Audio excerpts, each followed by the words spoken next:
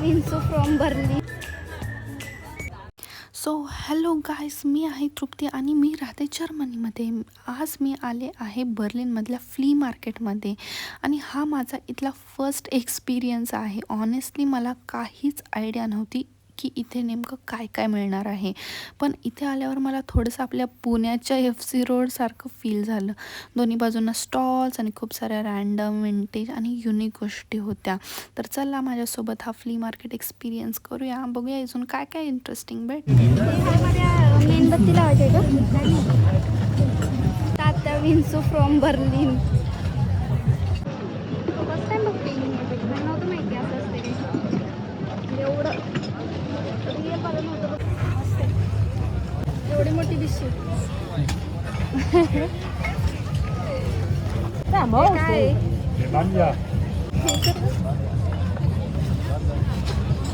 लाकडाचं आहे, लाकडाचं.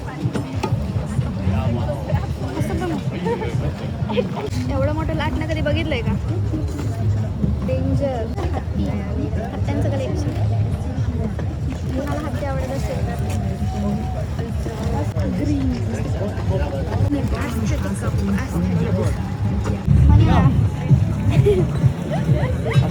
क्यूट आहे. त्याचे हात तुटली आहे. ते बघ, भूतच दिसायला मला ते. कसला स्थॅटिक आहे.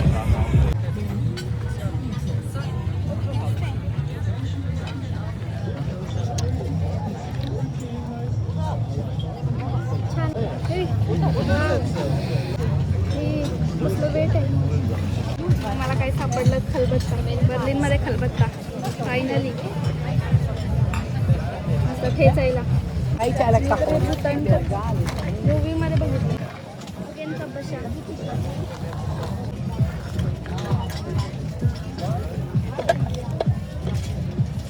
फ्रुट्स ठेवायला कसले चमचे स्पून्स. थोड्या जुन्या. ओ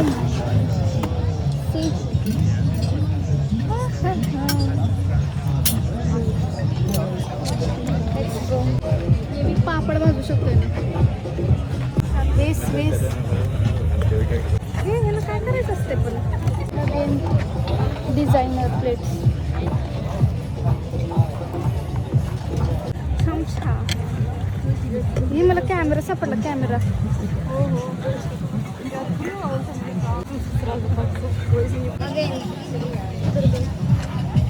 ह्यातून दिसतंय. ग्लास मस्त आहे. क्यूट आहे. परत एक डॉल. तर ना इथे खूप साऱ्या जुन्या काळातल्या वस्तू होत्या, जसं की लाकडाची प्रेस, नंतर हा जुना टेलिफोन होता आणि पुढे नंतर कॅमेरेज बघून तर खरंच असं वाटलं की आपण थोड्या जुन्या काळातच परत गेलेलो आहोत. सो एवढं सगळं एस्थेटिक बघितल्यानंतर आता जाऊयात आपल्या फेवरेट पार्टकडे, म्हणजेच कपडे, क्लोथ्स. इथे काही जॅकेट्स होते, पण सध्या मला जॅकेट्स नको होते. सो मी पुढे गेले. पुढेच खूप सारे कपड्यांचे स्टॉल्स होते आणि प्राइसेस पण खूपच अफोर्डेबल होते तसे. मला पुढे जाऊन हा एक बोर्ड दिसतो. So you are investing in your happiness pro. Exactly.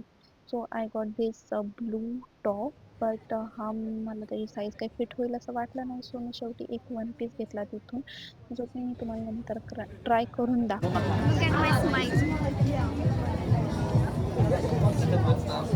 So जसं जसं मी पुढे गेले तसं तसं मला एक गोष्ट जाणवली, इथले लोक आर्टसाठी खूपच क्रेझी आहेत. इथे खूप वेगवेगळ्या युनिक आर्ट्स पीस बघायला मिळत होत्या.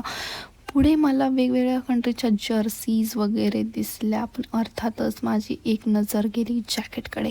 ॲज यू नो मला डेनिम जॅकेट्स खूप आवडतात. एक जॅकेट मला आवडलंही होतं, पण त्याची प्राईस थोडी जास्तच वाटली. सो मी म्हटलं चला पुढे. आणि मग मला एक खूपच ॲस्थेटिक असे स्टॉल्स दिसत होते. सो मी तिथे गेले आणि तिथे handmade purses, crochet items, cute अशा क्लिप्स, अशा खूप साऱ्या गोष्टी होत्या.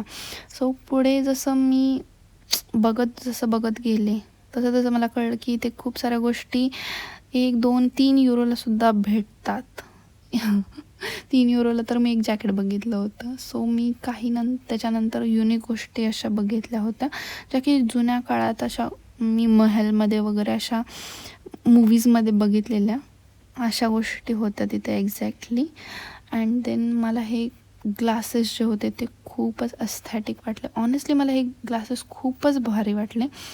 आणि मग मी जसं पुढे गेली तसे हा मरून कलरचा जॉकेट, वाव, हा मला खूप आवडला होता. आणि एक स्कर्टसुद्धा, पण अनफॉर्च्युनेटली ती माझी साईज नव्हती. आणि हे बघा हे आर्ट लिटरली हिप्नोटाईज केल्यासारखं वाटत होतं मला. एक्झॅक्टली याला काय म्हणतात माहीत नाही, but it was so amazing. पुढे ना एक ठिकाणी मला एक बॉक्सेस भरून सनग्लासेस असे दिसले. मी काही ट्राय केले, पण नंतर कळलं की हे प्रिस्क्रिप्शन ग्लासेस होते एक्झॅक्टली. सो हे मला काही नंबर नाही आहे, सो मी काही घेऊ शकत नव्हते. मला काही दिसतच नव्हतं एक्झॅक्टली ते घातल्यानंतर. सो मग मी दुसऱ्या स्टॉलवर गेले आणि मला हा ब्लू कलरचा गॉगल खूप आवडला. मी ट्राय केला आणि मस्तच दिसत होता, पण शेवटी नाहीच घेतला. पुढे काही अशा सुंदर सुंदर गोष्टी बघितल्या आम्ही, जसं की पेंटिंग्स होत्या. आणि एवढं फिरून आम्ही लिटरली खूप थकलो होतो, खूपच. आणि उन्हात तेवढ्यात मला एक इंडियन फूड स्टॉल दिसलं. मग काय, पहिल्यांदाच घेतली मँगो लस्सी आणि सोबत मी एक समोसा चॅट ऑर्डर केला होता. ऑनेस्टली सांगू तर मला हा समोसा चॅट ॲव्हरेज वाटली. मला एवढी काही खास वाटली नाही. जसं की इंडियामध्ये भेटते तशी तर मला अजिबात वाटली नाही.